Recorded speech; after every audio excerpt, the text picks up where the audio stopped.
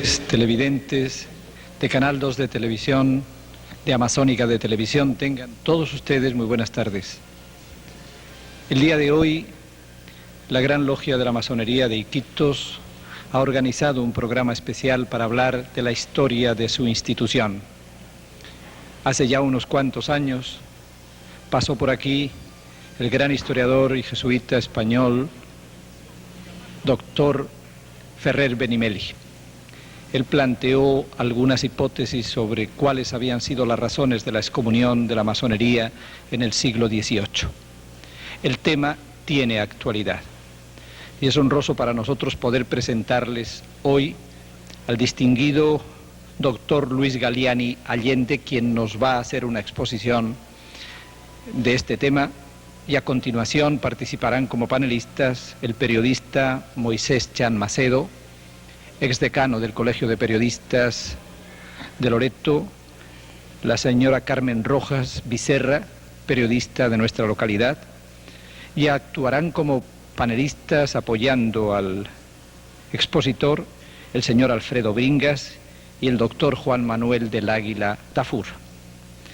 El doctor Luis Galiani Allende, entre otras cosas, es el ilustre y poderoso hermano grado 33 del Supremo Consejo de la Masonería de la República del Perú.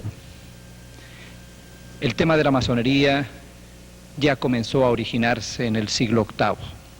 El siglo XVII se instituyó definitivamente la Gran Logia en la modalidad que conocemos actualmente.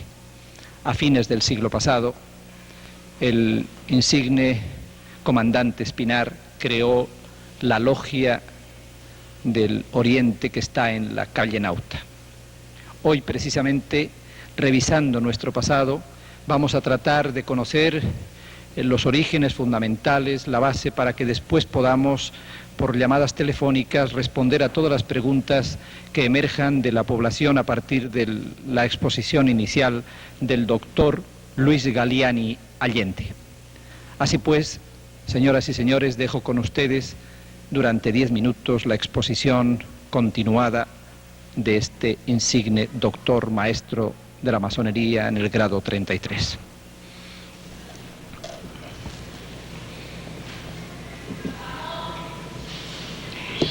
Muy buenas tardes a todos mis amigos de la masonería de esta región amazónica tan querida y tan recordada por mí. Agradezco también a Canal 2 por esta acogida y paso directamente a ocuparme del tema de hoy día. La masonería es una institución filantrópica, filosófica y dedicada al perfeccionamiento del hombre. Es lo que podríamos llamar nosotros una institución iniciática. De acuerdo con la definición pitagórica, es la que se dedica a la parte más profunda de la filosofía hermética, de la filosofía oculta.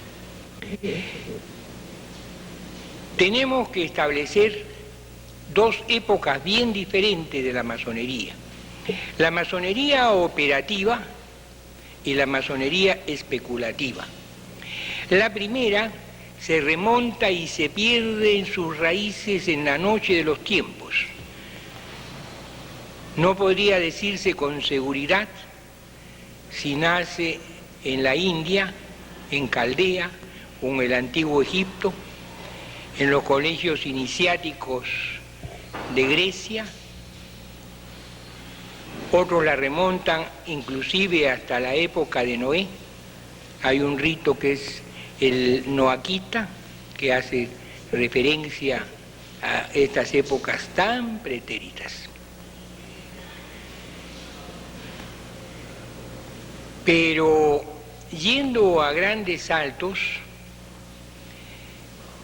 vamos a establecer que esa masonería antigua, que fue la de los masones que construyeron en la Edad Media los castillos, los templos y los puentes de aquella época, que no eran precisamente albañiles, sino eran arquitectos que conocían todos los secretos de la construcción.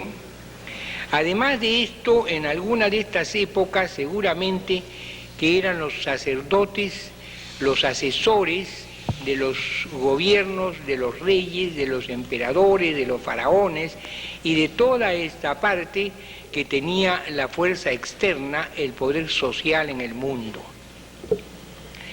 Esta masonería va evolucionando hasta fines del siglo XVII y el 24 de junio de 1717 se establece la primera gran logia de libres masones aceptados.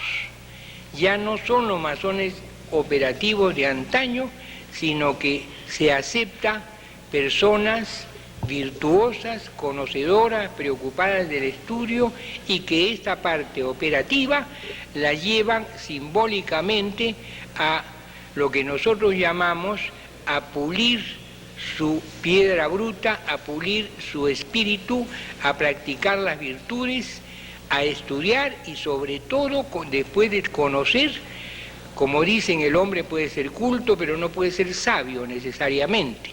Entonces el hombre sabio es el hombre que pone en práctica todos estos conocimientos. Una vez instalada la Gran Logia de Inglaterra, con raíces también de Francia, se difunde en Alemania, Italia, España, todos los países europeos y emigra hacia los Estados Unidos. En Estados Unidos tiene como principal objetivo la independencia de esta parte de Norteamérica del colonialismo inglés. Ahí tenemos nosotros a Franklin, a Jefferson, a Lafayette y a todos los presidentes de Estados Unidos, con una que otra excepción, que hasta la fecha han pertenecido y pertenecen y seguirán perteneciendo a nuestra orden. Otro de los problemas en que se aboca esta masonería es la Revolución Francesa. Diderot, Marat, Danton, Robespierre y Voltaire, todos los enciclopedistas franceses, se encargan de difundir y propagar hasta determinar la caída de los Borbones. Posteriormente, estas logias en España, dirigidas por Pablo de Olavide y Mitre a principios ya del siglo XIX, son las que se encargan de formar las primeras logias masónicas, los Caballeros de Cádiz y las logias lautarinas. Estas logias lautarinas, a iniciativa de O'Higgins, a su maestro Mitre, emigran también a la Argentina, a Chile y a Perú, tanto desde Arequipa, Lima y Trujillo, para encargarse de lo que podemos llamar nosotros la independencia americana. Mi concepto en esto es que esta independencia suramericana, latinoamericana, es un conjunto, es un todo realizado por los masones. Yo considero que no hay independencia de Argentina, ni de Venezuela, ni de ningún país. La independencia americana es un todo, es un conjunto, que comienza desde Manco Inca, con Tupac Amaru, con todos los movimientos independistas, particularmente en el Perú. En la Argentina, con Sapiola, Rivadavia, Sarmiento y tantos otros. Dentro de lo que nosotros tenemos que hacer un gran hincapié en algo que se descuida mucho en la educación, es en el hecho de que no se hace hincapié, no se recalca las prominentes figuras del doctor Darregueira, por ejemplo, que seguramente lo conocen muy pocas personas. En el despacho del doctor Darregueira, en Buenos Aires, se gestó la independencia argentina. Otro de los peruanos que tuvo gran importancia en este movimiento fue el mariscal Usuriaga, intendente de la provincia de Cuyo, una de las provincias más importantes de la Argentina y que después fue lugarteniente de San Martín. Tenemos que agregar también y resaltar que después del primer grito independentista del 10 de mayo de 1810, en 1815, el coronel Ignacio Álvarez Thomas, peruano, toma las riendas del Congreso de Tucumán.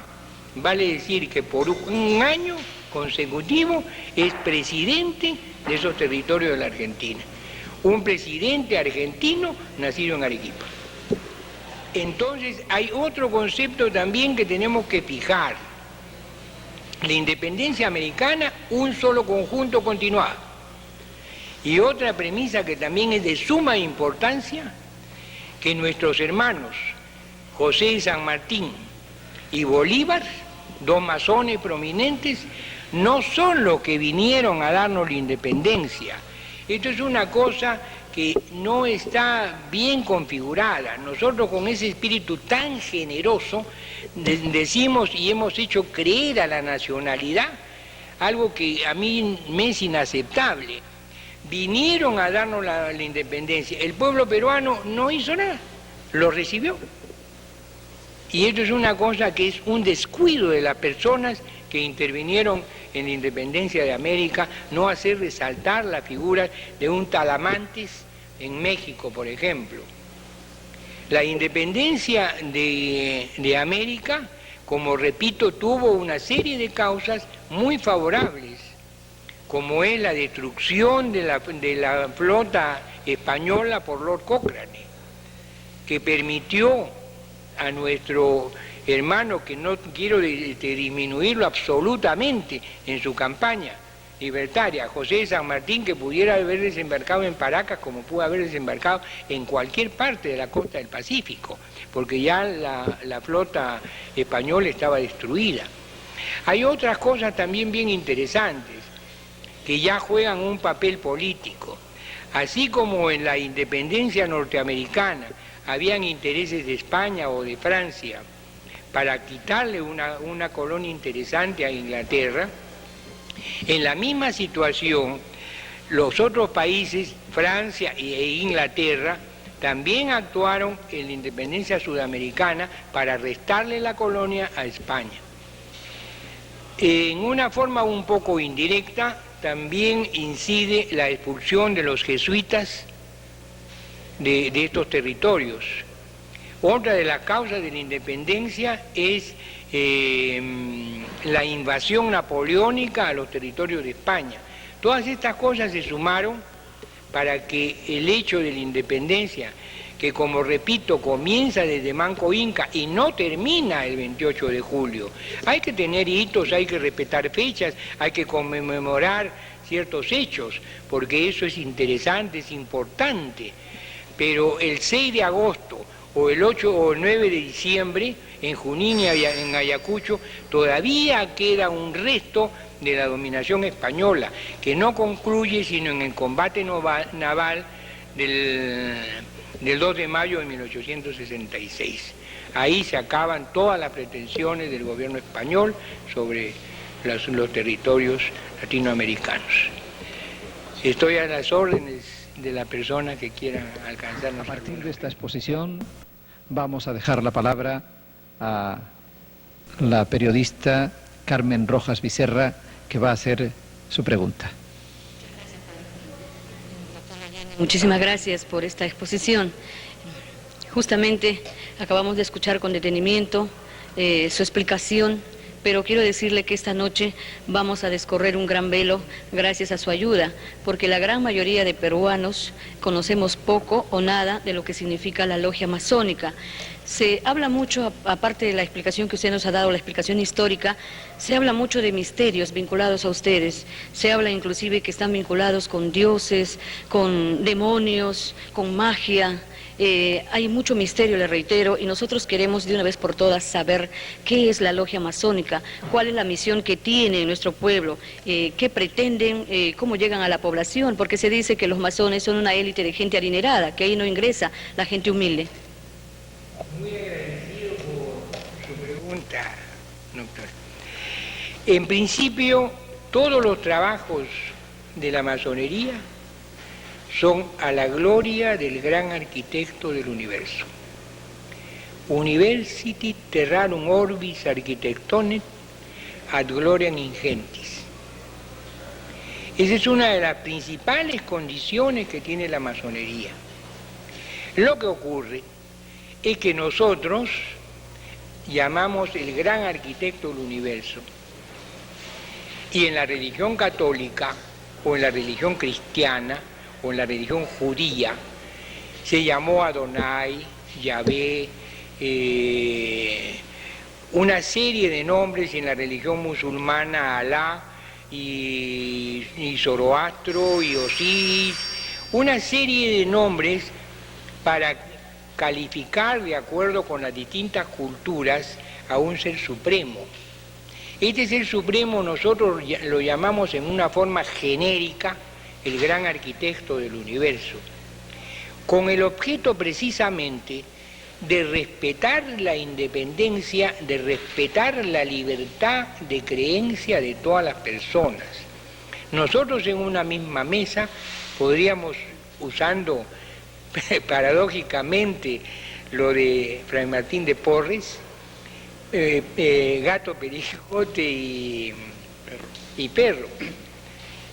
Nosotros en una misma mesa podemos juntar un musulmán con un judío, con un cristiano, porque las diferencias que tienen todos los credos religiosos son más adjetivas que profundas. Para todos los credos religiosos, el ser supremo, el hacedor, la causa primera que nosotros respetamos profundamente, tiene los mismos atributos, hasta donde el hombre puede juzgarlo, hasta donde nuestra mente tan reducida puede saber de qué es lo que se trata. Entonces la masonería no tiene sino dos principios: la creencia en una causa primera, el gran arquitecto del universo, y la supervivencia del espíritu. El hombre es cuerpo físico, material, animado de vida, que son perecederos tanto su cuerpo material como su vida. Pero tiene una parte que es la parte intelectiva, espiritual y divina. Una parte que es el yo trascendente, una parte que no se pierde, que permanentemente va a vivir, de acuerdo con el comportamiento. Podríamos quizás complicar un poquito esto con religiones hindúes, hablar del karma, hablar de la reencarnación, pero creo que no es el tópico de esta tarde. La otra parte de su pregunta es que si la masonería es elitista desde el punto de vista económico. Ya vemos que desde el punto de vista racial, ideológico, político, no tiene ninguna barrera. Pueden entrar blancos, negros, amarillos, rojos, de todos los colores, de toda la forma de los ojos o del cabello, no hay ningún inconveniente en esto. En la parte económica, sí, necesariamente, con toda la franqueza que debemos tener esta noche, tengo que decirle que hasta cierto punto la masonería es elitista, porque la masonería requiere de dar. En la masonería no se entra a recibir, sino se entra a dar. Entonces, si se entra a dar, hay que tener conocimiento para dar, o hay que tener situación económica para dar, hay que tener tiempo disponible para dar. Y de acuerdo con lo que uno coseche, eso será los frutos que uno reciba. No sé si acerto. ¿De qué da la masonería a la población? ¿Qué da?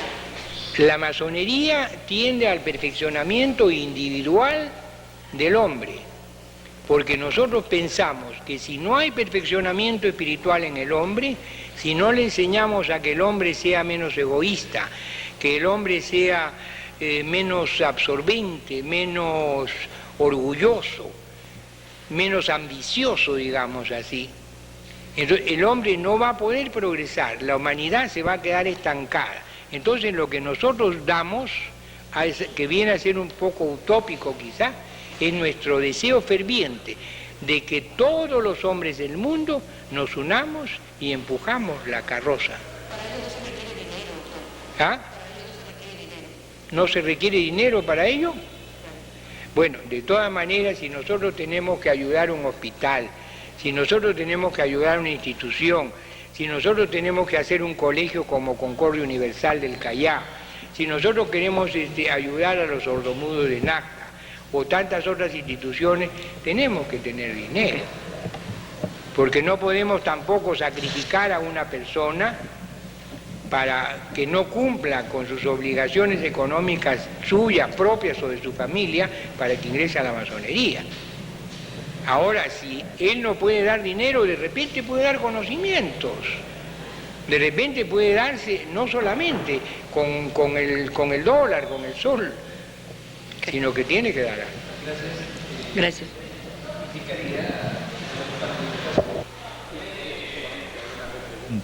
Para que no se prolongue excesivamente este interesante debate. Tiene la palabra el señor Moisés Chan Macedo, exdecano del Colegio de Periodistas de Loreto. En su brillante, aunque rápida exposición, no hizo referencia, al menos nosotros tenemos conocimiento, porque en varias ocasiones, incluso en la televisión española, se trató algo al respecto. Es sobre la situación entre la iglesia y la masonería. Creo que se inicia con Clemente XII y luego Pío VII, XII, XIII. Y esa relación, si se mantiene, por qué motivo fue, si se mantiene actualmente, cuáles son ese tipo de relaciones. Y para dar paso, me parece que están llegando las preguntas, ¿se considera a la masonería como una institución secreta? Muchas gracias por su pregunta. En el año 1738, casi 20 años después de la fundación de la Gran Logia de Inglaterra, el Papa Clemente XII expide su bula in eminente, donde condena a la masonería.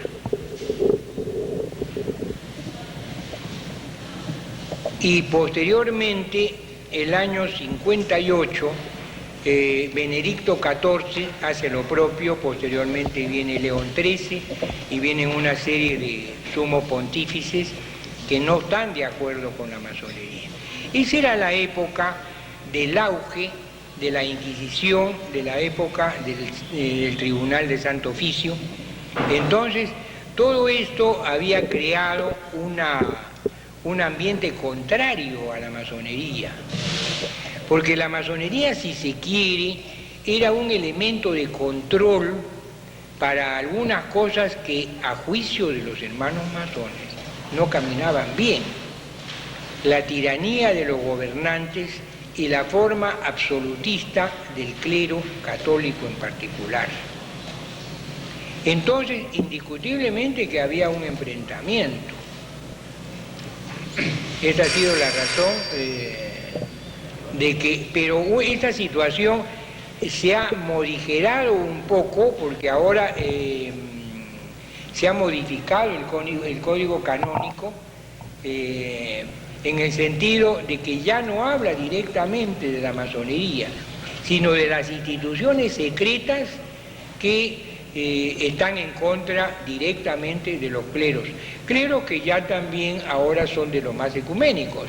Entonces ya la situación de controversia yo creo que ya se está solucionando bastante. ¿Alguna repregunta, señor Moisés? Sí, era referente al complemento de esto, ¿no? Si era considerada la masonería como una institución secreta. Bueno, la masonería es una institución que tiene tantos secretos como podría tener el comité directivo del Banco Central de Reserva o de la mina de cualquier institución administrativa. Y estos secretos se deben de la situación que tuvo necesariamente que tener la masonería en las épocas de la independencia. Entonces la masonería tenía que trabajar en reserva, porque si la masonería hubiera sido abierta, si hubieran conocido todas las personas que estaban trabajando y haciendo los movimientos independistas. Esta probablemente también es una de las razones por las cuales la mujer no haya formado parte de la masonería, porque la mujer es más fácilmente en el confesionario haber hecho algunas declaraciones inconvenientes para la orden. Entonces, esto es lo que ha habido. Bien, gracias, doctor. Creo que es importante hacer notar que ya el doctor Ferrer Benimeli demostró que la excomunión de Clemente XII no tenía un origen religioso, sino un origen eminentemente político, porque la masonería, con sus ideas de la Ilustración, era la que propagaba la eliminación de la monarquía para instaurar un régimen democrático y republicano, los grandes ideales de la libertad, de la hermandad, de la fraternidad. El Código de Derecho Canónico en el año 1917 excomulga en la misma línea a los masones, pero ya el Código de Derecho Canónico último del año 1980 y tantos elimina esta frase y simplemente, como muy bien dice el doctor, queda reducida a una excomunión a todas aquellas instituciones secretas o no secretas que de un modo u otro atenten contra la fundamentación, lo fundamental del cristianismo y no tanto contra el clero. No sé si tendría ahora alguna otra propuesta que hacer o más bien pasaríamos a las preguntas del teléfono. Ya, podían el doctor del Águila leer las preguntas para que podamos responderlas con la ayuda del doctor. El público televidente quiere saber si la masonería es machista. Se preocupa de conocer si es machista porque solo los hombres, solo los varones integran las logias masónicas. ¿Y qué posición ocupan las mujeres dentro de la masonería? Muy bien, muchas gracias por esa pregunta que en parte, como la esperaba, me adelanté a decir alguna cosa. Debe ser de alguna mujer, me imagino. No es que seamos machistas, el origen de la exclusión de la masonería de la mujer se debe por ese secreto particularmente en las logias militares. En la actualidad la cosa va cambiando notablemente con la aparición de una Indira Gandhi, de una Margaret Thatcher, con la inclusión de la mujer en todos los campos políticos, comerciales y económicos. Ya se viene dando apertura a las logias de mujeres en otras partes. En Francia, en México, en Chile, hay logias de mujeres. Hay logias mixtas o lo que se llama la logia de adopción o la comasonería, o por lo menos, como hay en el Perú, los comités de damas de las logias, que son las instituciones que nos ayudan a darnos al exterior en estas situaciones de caridad y de beneficio al hogar de la madre, a la maternidad y a todas las instituciones que nosotros tratamos de ayudar. Esta es la razón. ¿Algo más ahí en la pregunta? Creo. Querían saber que los... Ya. Otra institución en la que se cobijan a la mujer son los Rosacruces. Los Rosacruces son comasonería. Prácticamente son logias masónicas en que las mujeres que quieren también tener incursión en estos conocimientos, pues tienen las puertas abiertas. Yo he dirigido en cierta forma la Orden de Acuario de los institutos de yoga. Los institutos de yoga, que es la parte exotérica de la Orden de Acuarios, tiene colegios preiniciáticos y también tiene otros estudios donde también tienen libertad de ingresar las mujeres. Particularmente estos institutos trabajan en México y en Venezuela. No hay ninguna animadversión contra la mujer. Esperemos que las mujeres mismas sean las que reivindiquen su derecho presionando desde abajo para pertenecer a la logia, entrar a formar parte de la gran hermandad. Nada se consigue sin esfuerzo. Ya. También en las iglesias están pretendiendo, porque les acusan de machistas a los curas convertirse en sacerdotes. ¿Por qué, doctor, hay una pregunta que dice, ¿por qué solo pueden ingresar personas recomendadas con influencia y los humildes no? Bueno, indiscutiblemente que tratándose de una institución como esta, que en el Perú tiene algo más de 6.000 personas, nosotros tenemos el derecho, la obligación de seleccionar la persona que ingresa.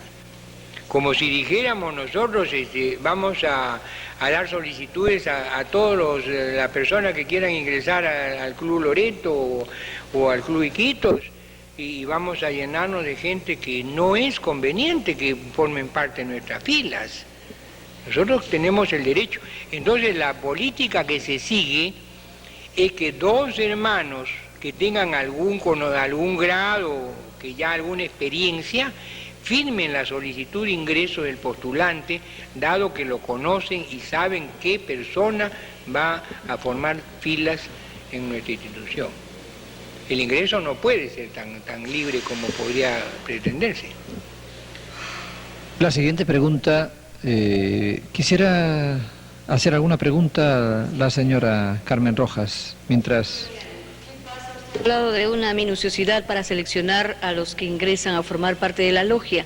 ¿Qué pasa cuando están inmersos en esta organización y por ahí salta de repente una persona mafiosa? Porque sí las hay. ¿Cómo las depuran? ¿Qué ocurre? Por supuesto, por supuesto. Tenemos experiencias muy públicas que sería absurdo taparlas. No estamos tratando acá nosotros de tapar el sol con un dedo, de ninguna manera. Tenemos la experiencia de un escándalo que se produjo hace pocos años con la P2 en Italia. Esa fue una logia de mafiosos, una logia que ya estaba separada de lo que nosotros llamamos de la Gran Logia de Italia, del Gran Oriente de Italia, que ya había expulsado al señor Gelli y al señor Calvi y a toda esa gente que estaba valiéndose de la influencia de la logia para delinquir. Ahora, esto era una logia completa. Hablando de personas, porque de repente se recomendó a alguien y ese alguien no resultó ser de la calidad que se esperaba y delinque, es irradiado. Nosotros ya usamos este término, es expulsado de la logia. Se sabe que muchos se protegen, doctor. No. Bueno, la norma de la masonería es la siguiente. Si yo tengo que escoger entre dos personas de la misma o semejante valía, yo voy a preferir a mi hermano.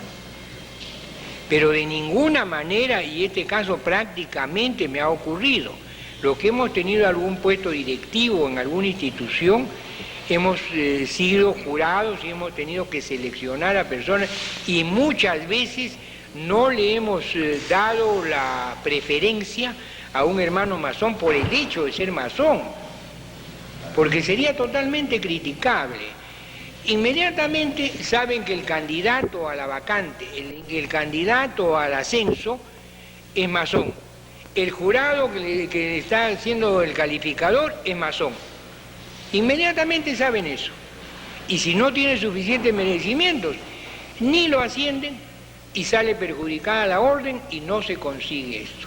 Nosotros tenemos una expresión que si me permiten puedo decirla. Nosotros servimos de acuerdo con la longitud de nuestra cuerda, no más allá. Esto quiere decir que nosotros tenemos un límite moral, un límite ético para servirnos. De manera que ningún hermano debe resentirse porque no fue atendido su pedido, simplemente porque era masón. Ya le he dicho y lo repito, en la masonería se ingresa por el grado de aprendiz y se va progresando de acuerdo con los conocimientos, de acuerdo con su comportamiento. Si cuando llega al grado 33 del Inque, bueno, ya una fatalidad, pues, pero mientras tanto se le ha venido observando durante muchos años. Bien, como estamos en temas de historia, siempre tendríamos que tratar la logia, cómo se va desarrollando en concreto en las circunstancias históricas, más que hablar de las doctrinas para no perdernos en abstracciones. La siguiente pregunta para el periodista Moisés Chamacedo. Doctor Galiani, precisamente a propósito de este tipo de relaciones entre logias, porque hay cierta inquietud también. En nuestro medio existe la Gran Logia Oriental. ¿Qué relación existe con la Gran Logia del Perú? La Gran Logia Oriental. Estos casos no son exclusivos del Perú. Estos casos son sumamente generales. En todos los países del mundo siempre hay posiciones divergentes, porque las logias no son sino agrupaciones de hombres, de humanos. Yo no me canso de repetirles que las logias son las instituciones menos malas, y nada más, porque todos los hombres tenemos defectos. Entonces, dentro de esta situación se producen separaciones, grupos que no están de acuerdo unos con otros. Esto ocurre en Francia, en Italia, hay problemas bien agudos y se ha producido en el Perú. Entonces lo que nosotros decíamos antes, esas son logias irregulares. Ahora ya ese término ya lo hemos excluido, porque ¿quién es irregular y de qué irregularidad se podría hablar? Este es un término mal empleado. Esto es como decir quién está en la vereda del frente, porque si yo me pongo allá, voy a estar en posición inversa. Entonces, se llaman logias no jurisdiccionadas porque no pertenece a la Gran Logia del Perú. La Gran Logia Oriental de Iquitos es una gran logia independiente. No sé con quiénes tendrá relación internacional la Gran Logia, porque todas las grandes logias son autónomas y son libres de reconocer o no reconocer a otra logia. Habría que ver también quién ha firmado la partida de nacimiento de la Gran Logia de Iquitos. Bueno, cismas existen hasta en la Iglesia Católica. Vamos adelantando un poco las preguntas porque estamos ya próximos en el último cuarto de hora a la conclusión de este programa. Otra pregunta que nos llega de la calle dice así: ¿por qué los masones no tienen algo escrito que vea el público y solo se cuentan de boca a boca y de generación en generación? Es decir, no hay escrito según esta pregunta, ¿y por qué se hace solamente por la transmisión de la memoria oral de la gente? Yo le podría dar una relación inmensa de libros que cualquiera lo tiene a la mano en muchas librerías. Esta versión de la historia de la masonería está escrita por entre otros, por el hermano Eduardo Mendoza Silva, por el hermano, que era el papá del general que asesinaron. López de Albújar. López Albújar, de Benjamín Oviedo de Chile, una serie de libros, todo, más bien todo está al alcance de la persona que quiera preocuparse. Y tendríamos que todavía regresar a hacer hincapié a una persona de muchísima consideración para nosotros que acaba de mencionar el padre. El hermano Ferrer Benimeli, que no pertenece a la masonería, es el mejor historiador que yo conozco. ¿Por qué? Porque él sí se ha preocupado de andar por las bibliotecas, desde la Biblioteca del Vaticano hasta la Biblioteca de la Grandes Logias, y enterarse, y conoce mucho más que cualquiera de nosotros. De manera que todo el que quiera conocer rituales, manuales, historia de la masonería, el diccionario de Frau Abrile, el diccionario de Casar, el diccionario de Humber Santos, hay una serie de autores que están al alcance de toda la persona. Lo único que ocurre es que esos libros resultarían como si yo agarrase probablemente un libro en alemán o en japonés, que no lo entiendo. Ya eso no es culpa de nadie. Sí, sí. Ferrer Benimeli tiene escritos más de 40 volúmenes sobre este tema hermoso, ¿no? Interesante porque además está involucrada ahí toda la historia de Occidente. La siguiente pregunta es esta: ¿qué sanción dan a los masones que son bígamos y faltan al respeto de su familia? Bueno, ya lo hemos puntualizado también, pero vamos a volverlo a repetir. El masón que no lleva buena conducta es expulsado de la orden. Probablemente cuando ese señor se presentó a la orden, se ignoraba su estado civil o no tenía tal situación, pero inmediatamente es expulsado de la orden. Se somete a un juicio porque también se le escucha, ¿no? Claro. ¿Alguien de ustedes quiere hacer alguna pregunta? Insiste la periodista Carmen Rojas. Encantado. Se sabe que los miembros de la masonería tienen una serie de signos, utilizan muchos signos. Por ejemplo, cuando ustedes ponen su firma, al estampar la firma, colocan junto a ella 3 puntitos. ¿Qué significan estos puntos para la logia masónica? Mire, la masonería especulativa ha heredado de los masones operativos una serie de símbolos y de signos. El nivel, por ejemplo, significa la igualdad, la perpendicular significa la rectitud, el compás significa el límite de nuestras acciones, la trulla significa la paciencia que debemos tener nosotros para evitar cualquier problema. Los 3 puntitos que tanto preocupan a la gente se derivan de los colegios iniciáticos de tiempos muy antiguos. En la antigüedad ustedes deben haber oído hablar de los druidas y de los esenios, de los colegios del norte y de los colegios del sur. Estos colegios iniciáticos se diferenciaban en que en los colegios del sur tenían el puntito hacia abajo y en los colegios del norte tenían el puntito hacia arriba.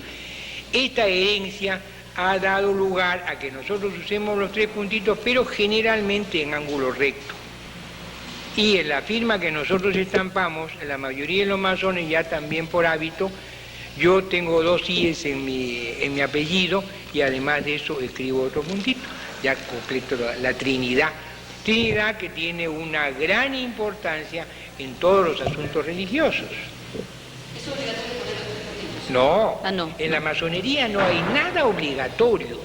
Las 2 únicas obligaciones, digamos los 2 dogmas que hay, es la creencia en el gran arquitecto del universo y la creencia en la supervivencia del espíritu.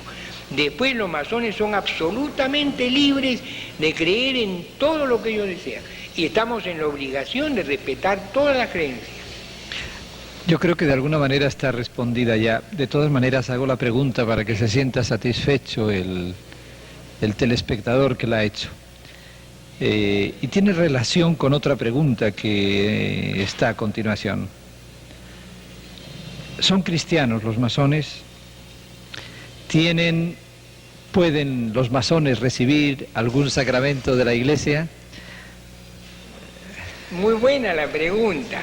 En parte, si somos cristianos, en el Perú, probablemente 98.5, algo así, debemos ser no solo cristianos, sino católicos, ¿no? Pero ya dijimos que nosotros aceptábamos a personas de cualquier idea religiosa.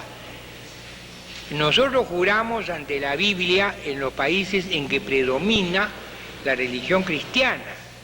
En los países en que predomina la religión mahometana jurarán sobre el Corán o jurarán sobre cualquier otro libro que nosotros llamamos el libro de la ley. Después, No, la siguiente es si los masones pueden acceder a los sacramentos, pero ya, creo no, que... Esa pregunta ya no me correspondería a mí, pero de todas maneras voy a tratar de absolver si no le correspondería al padre. Yo estoy de moderador, nada más. Es una cuestión de ad libitum tengo entendido, y si no me puede corregir, lo deja la autoridad eclesiástica, le deja el permiso a los sacerdotes que reciben la confesión para poder absolver, para poder ser testigos de bautismo, de confirmación, de matrimonio.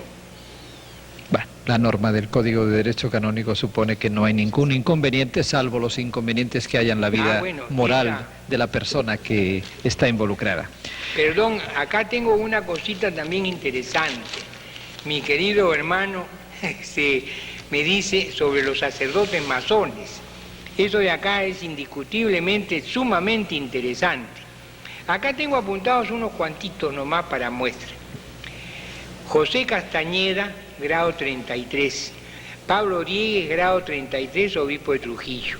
Manuel María Monzón, grado 33, posteriormente obispo de Trujillo y capitán del ejército cuando hizo la ceremonia de fundación del Supremo Consejo grado 33 en 1830.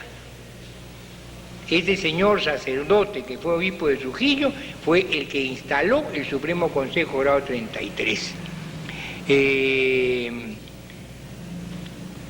Pablo Diegues, Mariano José de Arce, director de la Biblioteca Nacional, Luna Pizarro, arzobispo de Lima, Toribio Rodríguez de Mendoza, Vizcardo y Guzmán, González Vigil, y sería largo enumerar.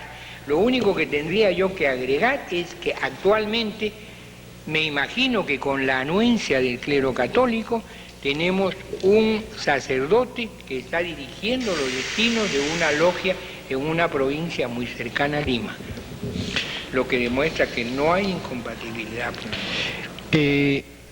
¿Por qué hay ritos paganos en la masonería? Así llegó la pregunta y así se la hago, doctor.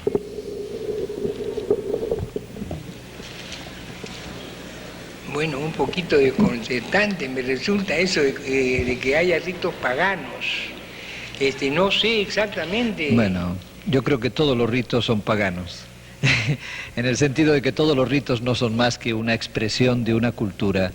Si se cristianizan o se convierten en ritos de los masones, eso es una cosa absolutamente secundaria. No hay ritos porque son mediaciones ni cristianos ni paganos. El rito es una expresión de la condición humana. Tienen su origen en la naturaleza. Son religiones solares en general, entonces tienen el mito del sol y de la luna. La muerte de Osiris es una de las bases de la masonería, que se repite en la muerte de Irán Abí, en la construcción, en el constructor del templo del rey Salomón. Entonces, todas estas cosas, la muerte y resurrección de Cristo, todas estas cosas se repiten en todas las religiones. Todas las religiones tienen como símbolos el zodiaco y tienen, tienen toda la base. Bueno, el ciclo litúrgico se sustenta sobre lo mismo. Vamos a hacer la pregunta para que podamos resolver todas las inquietudes que tienen nuestros televidentes. Hay 38 logias de mujeres en el mundo. ¿Son regulares o irregulares? También está muy bueno, y me parece que la persona que ha hecho esa pregunta es una persona, que me lleva ventaja. Yo tengo que agradecerle ese dato, porque probablemente sabe un poquitito más que yo en ese sentido. Yo no sabía que eran 38 logias masónicas. Yo tampoco, ¿no? Francamente. Yo no las he contado. Así llegó la pregunta. Pero me repito a lo dicho, no son ni regulares ni irregulares. No son jurisdiccionadas. En Lima tenemos una logia de mujeres, también, en la calle de Tarata, en Miraflores, a las órdenes de cualquier persona que quiera que la recomiende, por si acaso. Otra pregunta se refiere a los ritos. Cuando se inician los masones, les ponen una marca en la nalga con fierro caliente con la letra M. Es pregunta. Está muy bien eso, Como a los caballos. Eso es bien diabólico. Es una pregunta bastante luciferiana. Ya. No hace falta absolutamente poner ninguna marca en ninguna parte. Se ha hablado mucho, por ejemplo, de muchas cosas cuando se ha querido desprestigiar a la masonería, desde la época de los templarios. En muchas oportunidades ha habido un autor, Leo Taxil, que no se lo recomiendo porque habría que tener mucho conocimiento masónico para poder desglosar todas las barbaridades que Leo Taxil dice de la masonería y que posteriormente, antes de morir, se desdijo. De manera que eso de que puedan marcarlo como caballo, bueno, no podríamos ni siquiera ir a la playa de repente o hacer nudismo. Claro, sobre todo si van a ser masonas las mujeres, ¿no? Claro. Esa es una cosa interesante. El rito para la iniciación de las mujeres tendría necesariamente que ser un poquitín distinto a la iniciación de los hombres. Eso es indiscutible. ¿Poder económico más fuerte para recibir a un masón que sus cualidades morales? Eso también es una buena pregunta y valedera en un mundo materialista. Habría que diferenciar un poquito la masonería norteamericana, la masonería europea y la masonería latinoamericana. Hay masonerías que son mucho más poderosas económicamente. En Estados Unidos el valor del dólar es una cosa quizá que predomina un poco, pero que si la gente no es negativa, nos lleva a tener, por ejemplo, una cadena de hospitales en Estados Unidos, dirigida por lo que llamamos nosotros los hermanos Shiners, los hermanos resplandecientes. Tienen una cadena de hospitales donde atienden con grandes ventajas económicas a los hermanos masones y a la gente menesterosa. Entonces, repito, no se puede ligar absolutamente la parte material de la parte espiritual. Otra pregunta, estamos ya en la penúltima. ¿Los miembros de la Gran Logia Oriental de Iquitos son considerados como hermanos dentro de la masonería en general? Sí, por supuesto. Esto le podría yo decir de mis experiencias vividas en el Hospital Rebagliati, donde he trabajado yo desde la fundación del hospital hasta que me retiré hace unos cuantos años. Era suficiente que nosotros viésemos con una insignia masónica a alguna persona para acercarnos y brindarle nuestra ayuda. No nos interesaba absolutamente si era de la Logia Oriental o era de otra logia no jurisdiccionada que ha habido en Lima, o no teníamos nada que hacer nosotros. El iniciado masón es como el iniciado sacerdote. Mientras no está enjuiciado, no está irradiado, no está expulsado de la orden, en cualquier situación es un hermano nuestro. Y como tal tenemos que darle un trato preferencial.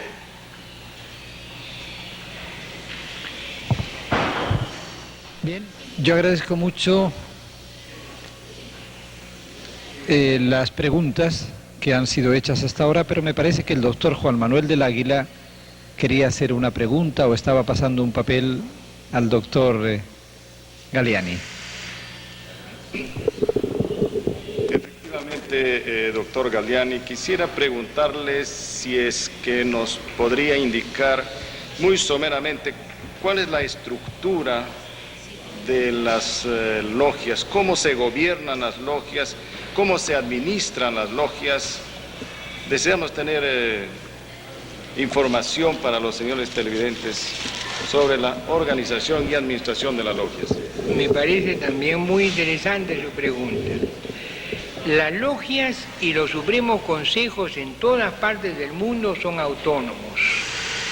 Tienen una conexión epistolar unos y otros, y mientras no haya ninguna situación así que pueda producir un cisma, cada quien es libre e independiente de su gobierno. Tanto los supremos consejos, que tienen altares en Iquitos, en Arequipa y en todas partes, o las grandes logias, que también están conformadas por logias como la 525 o como la Nicolás de Piero la 20 de Arequipa, o 159 logias tenemos en el Perú. Cada logia también goza de cierta autonomía. De cierta autonomía digo porque las disposiciones que emanan del Gran Maestro deben cumplirse, pero deben de cumplirse de acuerdo a ciertas normas establecidas desde muy antiguo, que se llaman las constituciones de Anderson, la constitución de la Gran Logia, los estatutos, los reglamentos. Tenemos toda un conjunto de poderes legislativos, administrativos y judiciales. Entonces cada logia se administra de por sí y cada logia tiene su economía, tiene que dar cuenta hasta cierto punto a la Gran Logia del Perú. Una pregunta que llega últimamente. ¿Quién es Ignacio de Loyola dentro de la masonería? No entiendo exactamente qué quiere preguntar, pero ahí le mando cómo llega. Yo sí entiendo un poco, porque siempre me ha preocupado y me ha gustado muchísimo la vida de Ignacio de Loyola, porque Ignacio de Loyola formó una institución tipo castrense, por cuanto él había sido capitán y había sufrido una lesión en una pierna, con un régimen muy fuerte, muy duro. Y también dentro de la Compañía de Jesús también se establecieron grados. Grados así un poco secretos, igual que la masonería. Tenía sus diferentes categorías, que es lo que llaman la regla de una organización religiosa, como en otra época pudo haber sido la regla de San Bernardo para los templarios, como en otra época pudo haber sido la regla de San Bernardo para los templarios. Ignacio de Loyola tuvo esa actitud, hombre, muy, muy respetable. Entonces tenía una organización semejante a la organización masónica. Inclusive se habla de que el grado templario, el grado de caballero Kadosh, el grado 30 del Supremo Consejo es similar a un grado de la Compañía de Jesús. Para llegar al grado 33, ¿qué requisitos debe tener un masón?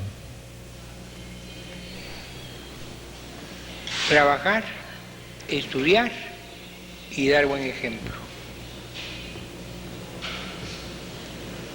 Creo que... bien, vamos a dejar la última rueda a los dos periodistas invitados. Moisés. Sí. Doctor Galliani, usted nos habló de que la masonería, ¿no?, está basada en la filosofía hermética y oculta. A través de los grados, hasta llegar al grado 33, ¿tiene alguna relación con el misticismo? ¿Algunas escuelas místicas? ¿Con el misticismo? Sí. No precisamente. Hasta cierto camino las logias son bíblicas, son místicas, hasta cierto grado. Después de estos cierto grado ya son grados caballerescos o grados administrativos o grados filosóficos, en que ya se profundiza un poco más. La finalidad del estudio antiguo, digamos así, era el dominio de las 7 artes liberales que se consideraban en la antigüedad: aritmética, geometría, gramática, lógica, astronomía, música. Pero bueno, difícilmente un grado 33, si se quiere, podría dominar todos esos conocimientos. Galliani, tras suyo hay 2 cuadros. dos pinturas que seguramente significan mucho para la logia masónica. Una de ellas tiene una gran G que seguramente significará el gran maestro o la gran logia. Explíquenos por favor los dos cuadros que tiene tras suyo.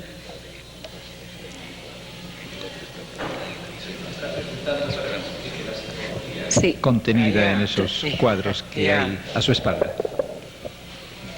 Bueno, la escuadra y el compás significa, ya hemos dicho, la rectitud y el alcance del ámbito en que debe desenvolverse un masón. El águila bicéfala, eso es una herencia de los supremos consejos, particularmente de Prusia, de la época de Federico II. Dos preguntas finales. Sean respondidas, le pido por favor del modo más rápido posible, que el tiempo se está agotando. ¿Es cierto que los masones cuando viajan al extranjero tienen privilegios entre sus hermanos de otros países? Sí, desde luego. Tenemos inclusive un documento que se llama pasaporte masónico o una carta de presentación masónica. Bien, creo que esa es una respuesta obvia, como claro, cualquier institución. Así tajantemente, como sí, podríamos tener los leones, los rotarios o los miembros del Touring Automóvil Club. O los agustinos andamos por el mundo por nuestras propias casas. ¿Se puede llegar en menos de 2 años al grado 33 como sucedió en Iquitos? No tengo noticia de esto, pero me parece que eso no ha ocurrido, tajantemente. Bien. No, salvo que haya habido una ¿cómo se llama? Una correspondencia de alguien que ya tenía el grado 32 y vino con el grado 32 de otra parte y se le dio el grado 33 por cortesía acá. Pero alguien que pueda hacer en 2 años toda la escala de la masonería, no, eso no. Gracias. Absolutamente. Ha tocado el momento final. Ha sido esto como una entrada. Esperemos que en el futuro, en otras ocasiones como estas, podamos presentar al público televidente con transparencia lo que es la logia, como tiene que haber transparencia en toda sociedad democrática, en todas las instituciones. Hoy hemos recibido una señal, un ejemplo de transparencia cuando la compañía Petroamazonas nos invitó a ir precisamente al mismo lugar donde había sucedido el derrame. Hemos sido atendidos, nadie nos presionó y podemos ya decir a nuestro público qué es lo que ha pasado y después de los análisis podemos decir qué es lo que esté conteniendo a estas alturas el río Napo. La transparencia es el principio fundamental de todo. El no conocer produce una manera de distorsionar y de ir magnificando y sacando de su verdadero contexto las instituciones. Yo debo agradecer pues al versado doctor Luis Galeani, que nos has dado una lección magistral de conocimiento de la masonería y del conocimiento de todas las formas y expresiones de la cultura a través de su lenguaje. Y agradezco también a todos los que han participado en calidad de panelistas, a Carmen Rojas, a Moisés Chan Macedo, a Alfredo Bringas y a Juan Manuel del Águila. Y en fin, agradezco también a todos los participantes de esta celebración y saludo a toda la sintonía de Canal 2 de televisión de Iquitos que ha querido estar con nosotros y a quienes han hecho las preguntas. Hasta otra ocasión. Buenas noches.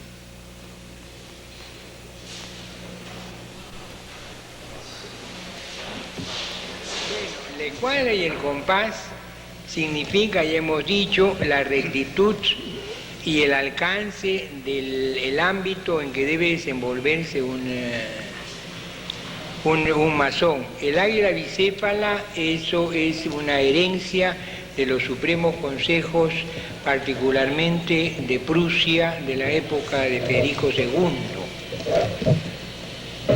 ¿Es cierto que los masones cuando viajan al extranjero tienen privilegios entre sus hermanos de otros países? Sí, desde luego. Tenemos inclusive un documento que se llama pasaporte masónico o una carta de presentación masónica. Bien, creo que esa es una respuesta obvia, como Claro. cualquier institución. Así tajantemente, como sí. podríamos tener los leones, los rotarios o los miembros del Touring Automóvil Club. O los agustinos andamos por el O los mundo por agustinos, nuestras propias claro. casas. ¿Se puede llegar en menos de 2 años al grado 33 como sucedió en Iquitos? No tengo noticia de esto, pero me parece que eso no ha ocurrido, tajantemente. Bien, No, salvo que haya habido ¿cómo se llama? Una correspondencia de alguien que ya tenía el grado 32 y vino con el grado 32 de otra parte y se le dio el grado 33 por cortesía acá. Pero alguien que pueda hacer en 2 años toda la escala de la masonería, no, eso no. gracias. Absolutamente. Ha tocado el momento final. Ha sido esto como una entrada. Esperemos que en el futuro, en otras ocasiones como esta, podamos presentar al público televidente con transparencia lo que es la logia, como tiene que haber transparencia en toda sociedad democrática, en todas las instituciones. Agradecer pues al versado doctor Luis Galeani, que nos has dado una lección magistral de conocimiento de la masonería y del conocimiento de todas las formas y expresiones de la cultura a través de su lenguaje. Y agradezco también a todos los que han participado en calidad de panelistas, a Carmen Rojas, a Moisés Chan Macedo, a Alfredo Bringas y a Juan Manuel del Águila. Y en fin, agradezco también a todos los participantes de esta celebración y saludo a toda la sintonía de Canal 2 de televisión de Iquitos que ha querido estar con nosotros y a quienes han hecho las preguntas. Hasta otra ocasión. Buenas noches.